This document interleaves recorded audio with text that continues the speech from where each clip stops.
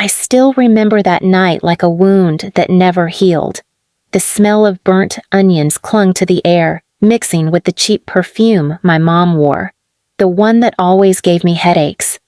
I was sitting at the corner of the kitchen table, trying to revise formulas from my worn-out notes for my final exam the next day. My mechanical pencil trembled slightly in my hand, partly because of nerves, partly because the house was too silent, a silence that always meant trouble was coming. "Lila!"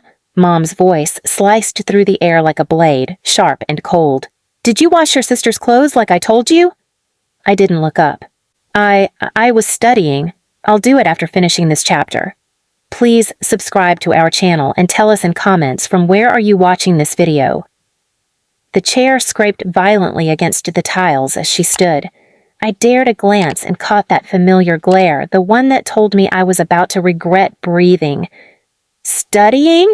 She spat the word like it was filth. "For what? You think a degree is gonna save you, trash?" Dad chuckled from the couch without looking up from his phone. "Stop wasting paper on her, Marie. She was born to scrub someone else's floors, not sit in offices." I swallowed hard, my voice small. "Tomorrow's my final exam. If I pass, I might get the scholarship. I've been working." Mom cut me off with a laugh that sent a cold shiver down my spine. "Scholarship? For you? They don't hand scholarships to garbage. They hand you buckets and rags. That's what you're worth." The weight of her words pressed on my chest, but I bit the inside of my cheek to keep the tears from falling. Crying only made things worse. "Go wash her clothes now!" she demanded, throwing a crumpled shirt at me. I clenched my notes tighter. "Please, just give me one more hour. I promise I'll—" The world blurred as the back of her hand crashed against my cheek. My notes scattered across the floor like broken pieces of my dreams. "You don't talk back to me," she hissed, grabbing my wrist. "You'll never be more than what I say you are." "Marie, break her damn books if you have to," Dad muttered lazily, scrolling through sports highlights. "Make her remember who runs this house." That was when everything spiraled. She yanked the pencil from my grip, and before I could react, she slammed her hand down on mine, pinning it to the table. "Mom, please." Crack! The sound was small, almost drowned by my scream, but I felt it. The white, hot pain tore through my arm like fire. I collapsed to my knees, clutching my hand, gasping, choking on sobs. Dad finally looked up, his face split into a mocking grin. "Don't cry, Lila. Maids don't need working hands to pass exams they'll never take." They both laughed as I crawled toward my room, cradling my swelling hand, my body shaking with shock. I wanted to scream at them, to hate them, but all I could do was stumble into the tiny corner I called my space and shut the door behind me. I stared at my hand already swelling, bruised, alien, and for the first time in years, I let the tears come. Tomorrow was supposed to change everything. Tomorrow was supposed to be the start of freedom. But now, they had stolen it before it even began. From the living room, I could hear my sister Harper laughing too, her voice dripping with superiority. "Good luck holding a pen now, genius," she sneered through the door. I pressed my forehead to my knees, silent and trembling, my broken hand throbbing in time with my heart. Every cruel word, every slap, every insult echoed louder than my own thoughts. But somewhere under all that pain, something shifted. I didn't know it yet, but that night planted something inside me, a fire I didn't know I had. I'd been called trash my entire life. But trash burns. And one day, I promised myself, I'd make them choke on the smoke. The next morning, sunlight crept through my broken blinds, but I couldn't move. My hand was swollen, purple, useless. Every time I twitched a finger, pain exploded up my arm like fire. I clutched my notes with my good hand, but even flipping pages was torture. My scholarship exam, my only chance to leave this house? This hell was in 4 hours. I dragged myself out of bed, every breath shallow, and made it to the mirror. My cheek was red where Mom had slapped me. My eyes were bloodshot and puffy. For a second, I didn't recognize the girl staring back. Pathetic, I whispered to my reflection. They want you to break. They want you to fail. I wanted to scream, but even that would have been too loud for this house. I limped to the kitchen, hoping maybe, just maybe, they'd show a shred of humanity. But Mom stood there sipping coffee like nothing had happened. Dad was at the table, eating bacon, scrolling on his phone. Harper leaned against the counter, polished nails clicking on her phone screen, smirking before she even looked up at me. "Look," she drawled, holding her phone like she was filming me. "Trash crawled out of its dumpster." Dad didn't even look at me. "Go back to your cave, Lila. No point embarrassing yourself at the exam with a broken hand. Stay here and mop the floors like you're supposed to." "I have to go," I said quietly, forcing strength into my voice. "If I don't sit for that exam, I lose my scholarship." Mom finally looked up, her smile sharp and cold. "Sweetheart, why would you need a scholarship? You're not going anywhere. Who else is going to scrub this house when we're gone?" Something inside me cracked. Not my hand this time, my patience. I swallowed the anger because yelling wouldn't get me anywhere. "I'm going," I said, gripping my bag with my good hand. Dad leaned back, finally giving me his full attention. "Step one foot out that door, Lila," he said calmly, "and don't bother coming back. You'll regret it." I turned without replying, because if I spoke, I'd break. The exam hall was packed when I arrived. I could barely hold the pen, and every question felt like climbing a mountain with no air. But I finished. I left bloodstains on the edges of the answer sheet from the cracked skin on my fingers. I pushed through every wave of pain, every tear threatening to fall, because I refused to give them the satisfaction of destroying me. Days later, I got my result. I had passed. Not just passed, I ranked third in the entire district. That scholarship was mine. When I told them, they laughed in my face. "You think we care about your little exam?" Harper said, flipping her hair.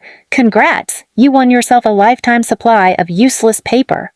Dad's voice was low, mocking. "Scholarship or not, you're still living under my roof. Don't forget whose house feeds you." I wanted to scream that I'd feed myself, that I'd leave today, right now, but I had no money, no connections, no power. So I stayed quiet. For weeks, I endured their laughter, their taunts, their endless reminders that I was nothing. But at night, I stayed awake, piecing together something bigger than any of them could imagine. It started when I overheard Harper on the phone, whispering in the hallway about a fake college application. She had used Dad's business account to siphon thousands of dollars into an investment fund she wasn't supposed to touch. I recorded everything from my cracked old phone. Then I found Mom's stash of envelopes in her closet cash payments from women she helped forge documents for. Illegal ones. I photographed each one carefully, every signed paper, every amount. Dad was the easiest. His entire business was built on shortcuts and under-the-table deals, fake tax returns, offshore accounts, bribes. He hid everything in an old filing cabinet in the garage, convinced no one would dare look. I dared. And I wasn't just gathering dirt. I was setting up dominoes. By the time I was done, I had everything I needed. Harper's fraud, Mom's forgery, Dad's tax crimes. But that wasn't enough. I wanted more than exposure. I wanted humiliation. Their pride, their obsession with being the perfect family, respected, admired, untouchable, that was my real weapon. So I waited. When Dad announced the annual Founders Gala for his company, the one where reporters came, investors toasted, and Harper strutted in like a queen, I smiled for the first time in months. This wasn't just a party. It was the stage they'd built for themselves. I was going to burn it down. I worked quietly, reaching out to someone Dad had ruined years ago. Marcus Hale, a former partner whose reputation Dad destroyed to climb higher. Marcus had been waiting for this day as much as I had. I handed him everything I'd collected, every document, every recording, and together, we built a plan to not just ruin them, but rip the mask off their golden family in front of their entire empire. Every insult they'd ever thrown, every humiliation they'd ever made me swallow, it was all going to come back to them. This wasn't silent revenge. It was fireworks waiting to ignite. 3 months passed, and every single day under that roof felt like walking barefoot on glass. I ate less, spoke less, and barely slept, but I watched everything. I kept my head down, and they thought I'd given up. That was their mistake. One night, I overheard Dad yelling in the living room. His voice carried through the thin walls, each word slicing through the quiet. "I'm not losing this deal because of you, Harper. If they find out about that fake account, we're done." Harper screamed back, "I wouldn't need the fake account if you gave me the money I asked for." I pressed my ear to the wall. They were cracking, fighting over money and secrets they thought I didn't know about. That's when I decided I wouldn't expose them. I wouldn't report them. That would make them victims in the eyes of others. No, I'd make them destroy themselves. First, I moved out quietly. Not far, just enough to get away. I scraped together money from tutoring gigs and the small scholarship stipend. I rented a one-room apartment with a leaky ceiling and a mattress on the floor. Freedom tasted like dust and instant noodles, but it was mine. Then came step 2, bait. I emailed Harper pretending to be from a boutique talent agency, a fake identity I built carefully. I pitched her a luxury sponsorship deal for $25,000 up front if she invested $5,000 first. Harper bit instantly. Within days, she transferred the $5,000 deposit straight into the fake account I'd created under a fake name. Then she started bragging online about the deal, even posting contracts I'd forged for her to flex on her friends. A week later, I sent an anonymous tip to her real sponsors. Screenshots of the fraudulent contracts Harper had proudly posted herself. They dropped her instantly. Her influencer gigs dried up overnight. She screamed at Dad for not bailing her out. Dad screamed back about her stupidity. Crack number 1. Step 3. Mom. Mom ran a side hustle forging financial documents for desperate clients. I'd stolen one of her signature stamps weeks ago. I used it to sign a fake loan approval letter in her name, attaching it to a fabricated client profile. Then I mailed copies to 3 of her trusted clients, implying Mom had stolen money from them under the table. 2 days later, the house turned into a war zone. Mom's phone wouldn't stop ringing. Clients threatened to sue. Neighbors whispered about scams and fraud. Crack number 2. Finally, Dad. I discovered his company was weeks away from closing a massive construction deal worth millions. I also knew from rifling through his garage files months earlier that he'd forged safety certificates to get the project approved.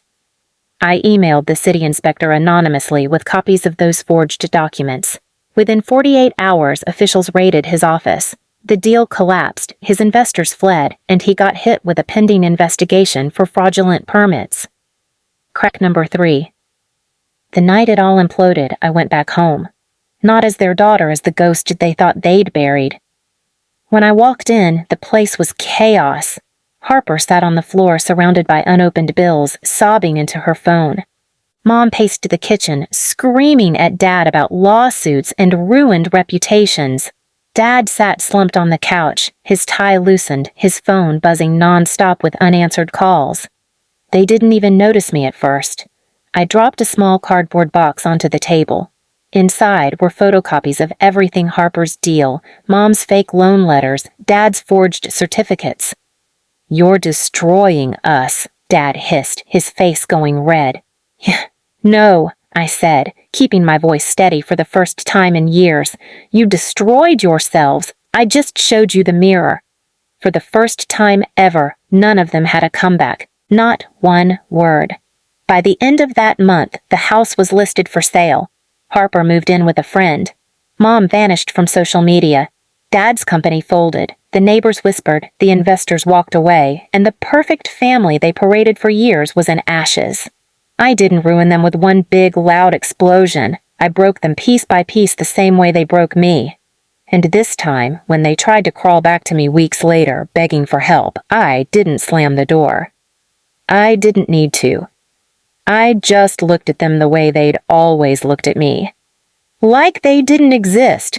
Please subscribe to our channel and tell us in comments, from where are you watching this video?